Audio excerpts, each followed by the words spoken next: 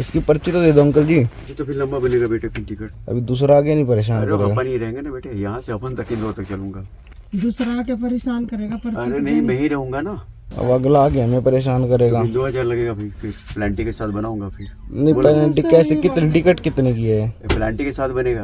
Hello दोस्तों, एक यात्री ट्रेन में सफ़र कर रहे होते हैं और उनको ज़्यादा इन्फॉर्मेशन नहीं रहती है रेलवे रूल्स पेनल्टी के बारे में, और ये कैसे शिकार हो जाते हैं टीटी का, इस वीडियो में समझने की कोशिश करेंगे।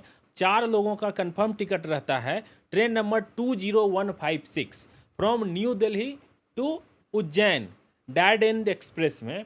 और लास्ट मोमेंट में होता है ना, आपको ये जर्नी प्लान करते हो तो भाई मैं भी चलूँगा, तो उसी दौरान एक और यात्री इनके साथ जुड़ जाते हैं।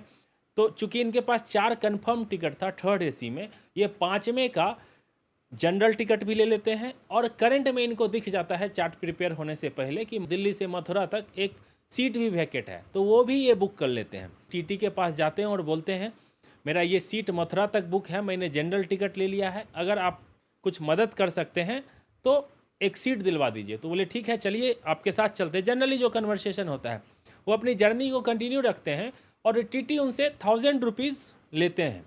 1000 रुपीज़ लेते हैं तो ये बोलते हैं कि इसका कुछ आप रिसिप्ट देंगे। तो उन्होंने बताया कि ऑटोमेटिक अपडेट हो गया है इस HHT डिवाइस में, तो आप चलो हमारे साथ। और इनको जानकारी नहीं रहती है, ये सब कन्वर्सेशन मैं नहीं बता रहा हूँ, इन्होंने बयां किया है जो मैं आपको बता रहा हूँ। और ये करीब 1.5 महीना पहले की घटना है, ये जस्ट आपके इन्फॉर्मेशन के लिए बता रहा हूँ। तब क्या होता है, इनको रूल तो पता नहीं रहता है, ये 1000 रुपीज़ दे देते हैं, चलो अपडेट हो गया रेलवे के सिस्टम में, अब मैं ट्रैवल करके जा सकता हूँ। इनको सीट भी मिल जाती है। जब कोटा में ट्रेन जाती है सुबह के करीब 5:30 बजे, जिनको इन्होंने 1000 रुपीज़ दिया था उनका कोटा में ड्यूटी हो जाता है ओवर। वहाँ से दूसरे टीटी इस ट्रेन का चार्ज लेते हैं और कोटा से निकलते ही फिर इनके पास पहुँच जाते हैं। सुबह का 5:30 बजे का टाइम है, टीटी इनके पास आते हैं और इनसे टिकट बोलते हैं। इन्होंने बोला जो ये टिकट हमारे पास है, हमने 1000 रुपीज़ उनको दिया था। तो ये कन्वर्सेशन आप सुनिए, इंटरेस्टिंग कन्वर्सेशन है, उसके बाद आगे इस पर हम चर्चा करेंगे। इसकी पर्ची तो दे दो अंकल जी। पर्ची तो दे दो। पर्ची तो फिर लंबा बनेगा बेटे फिर टिकट। ये कहाँ की बनाई है? कहाँ की बनाई है? अभी दूसरा आगे नहीं परेशान अरे करेगा। अपन ही रहेंगे ना बेटे, यहाँ से अपन तक इंदौर तक चलूंगा। दूसरा आके परेशान करेगा पर्ची अरे तो नहीं, देनी। मैं ही रहूंगा ना। नहीं वो तो वो वाले भैया बोल रहे थे कि भाई कौन? मैं ही रहूँगा। अरे उनका तो आपसे? कोटा तक था ड्यूटी भाई। वो भी तो लेके ऐसे बोल रहे थे। हम्म, अब अगला आगे हमें परेशान करेगा। 2000 लगेगा फिर प्लांटी के साथ बनाऊंगा फिर। नहीं पेनल्टी कैसे, कितनी टिकट कितने की है? प्लांटी के साथ बनेगा। कोई बात नहीं, है कितने की टिकट? है? टिकट कितने की बता है? देता हूँ।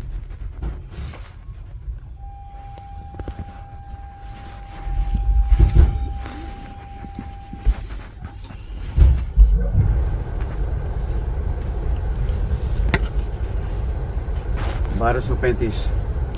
एक कहाँ नहीं, मथुरा तक की तो हमारी कंफर्म थी। क्या? मथुरा तक की तो कंफर्म थी। मथुरा तक की कंफर्म थी।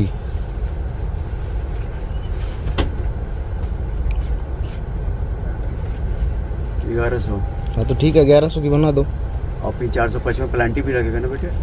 हैं? प्लांटी भी लगेगा ना। पेनल्टी कितना है? 500। 500 की पेनल्टी है, ठीक है चलो। मेरे को उसका बताओ ना, फिर अगला आके फिर हमें परेशान करेगा। नहीं करेगा ना बेटा, वही तो बता रहा हूँ ना। अपन ही हो तो अपन चलूंगा इंदौर तक, समझे? हैं? 1600 का अपन इंदौर तक चलूंगा, समझे? टिकट भी ली थी। 545। और वो उसकी भी ली थी हमने टिकट, वैसी भी ली थी, जनरल की भी ली थी।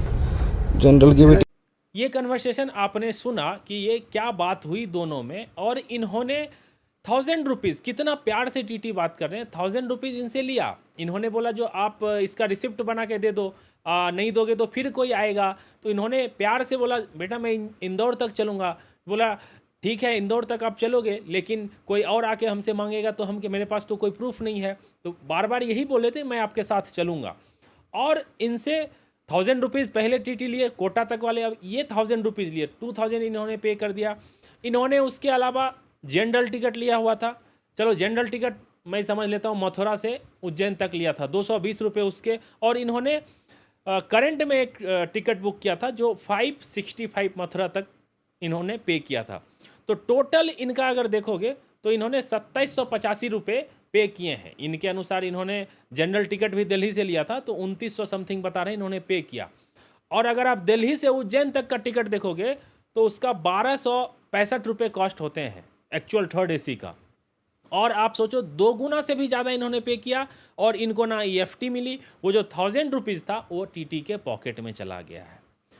अब आपको एक्चुअल बताता हूँ रेलवे का नियम क्या कहता है। अगर आप जनरल टिकट लेके सपोज 4 लोग ट्रैवल कर रहे हैं, TT को इन्होंने बता दिया, TT आपको परमिट कर दिया, अगर सीट उसके पास नहीं है तो वो आपको पेनाल्टी ले लेगा। थर्ड एसी का पेनाल्टी का कॉस्ट है 455 रुपीज़। ये देखो मैं आपको यहाँ स्क्रीनशॉट लगा रहा हूँ।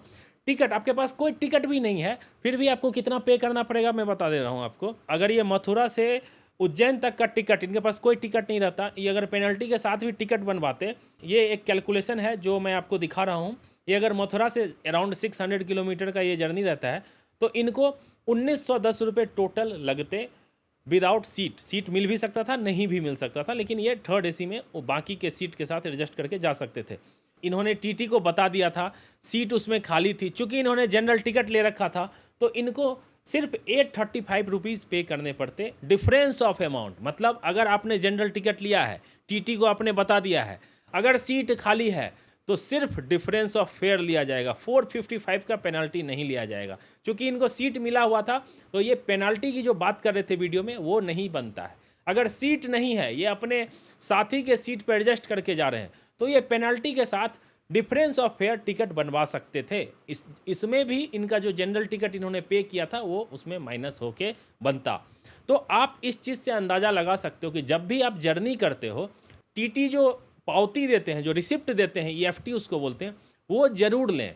नहीं लेने से क्या होगा कि अगले जब उनका ड्यूटी चेंज हो जाएगा तो दूसरे TT आएंगे, हो सकता है स्टेशन पे भी आपको पकड़ लिया जाए और आपसे रिसिप्ट मांगा जाए। आप अगर नहीं दे पाएंगे, सिर्फ जनरल का टिकट दिखाएंगे तो वहाँ भी आपसे पेनल्टी वसूल लिया जाएगा।